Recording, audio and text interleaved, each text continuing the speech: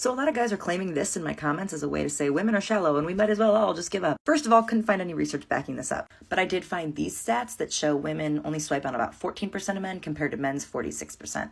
And out of those 14% of men she swiped right on, a woman will actually interact with 5% of them. So, yeah.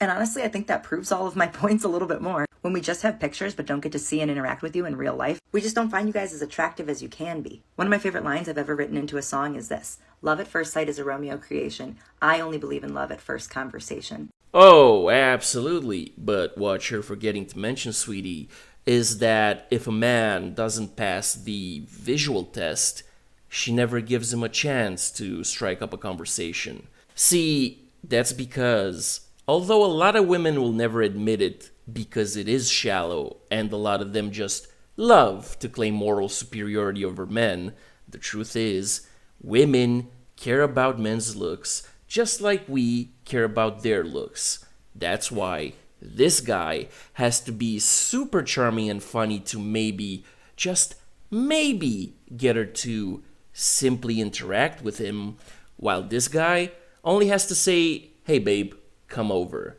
and he gets to eggplant her all over the house. Bruh.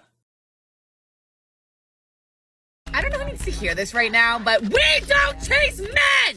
We chase Oh, shut up. the...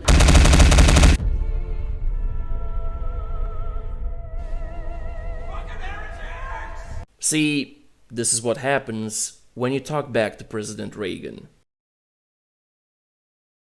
These dating rules are non-negotiable.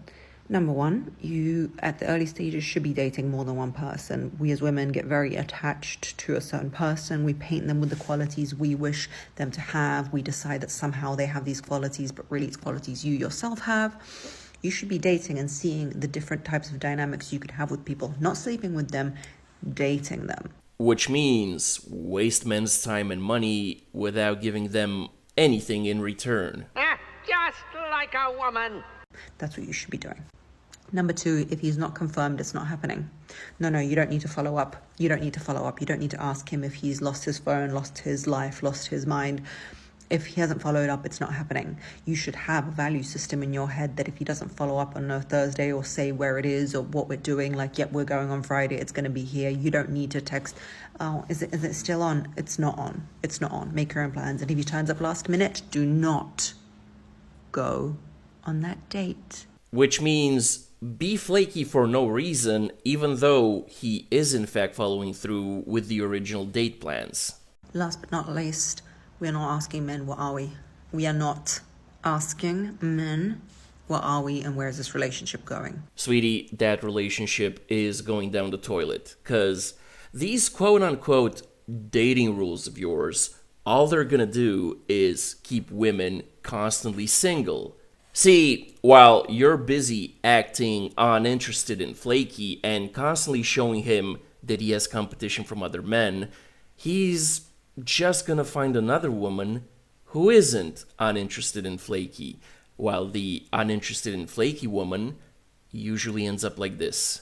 8 out of 10 women who are childless didn't intend to be childless. It's called involuntary childlessness. Around about 10% of women are physically incapable of having kids for a variety of reasons. 10% said that they actually didn't intend to have children, and that leaves a whopping 4 out of 5 who didn't have children due to life circumstances. That's the most common reason for it, and the most common life circumstance is leaving it too late to find a partner and then have kids. You break through that fertility window on the other side. These women who get into their 40s, who always intended to have a family, who realize that they now can't, they go to support groups, and these women are grieving for families that they never had, which is just brutal. I am inevitable. Newsflash, ladies. The Wall doesn't give a crap about dating rules. Okay, I've seen this one asked a few times before in different ways, and I wasn't really sure on how to go about answering it because I didn't want to upset or offend anybody, But given, you know, my profile and everything, I am pretty transparent with what I talk about. So I'm just going to talk about it truthfully. And if that's upsetting or hurtful to anybody, then I'm sorry. Just know that if you're a client of mine and you Okay, sweetie, let's cut the BS. It doesn't matter if you provide licensed massage therapy services or not so licensed eggplant polishing services. Proper garden tool. Your client gets to enjoy your services while you get paid for the services you provide. Whether or not you actually enjoy providing those services is completely irrelevant. And that's the bottom line, 'cause Stone Cold said so.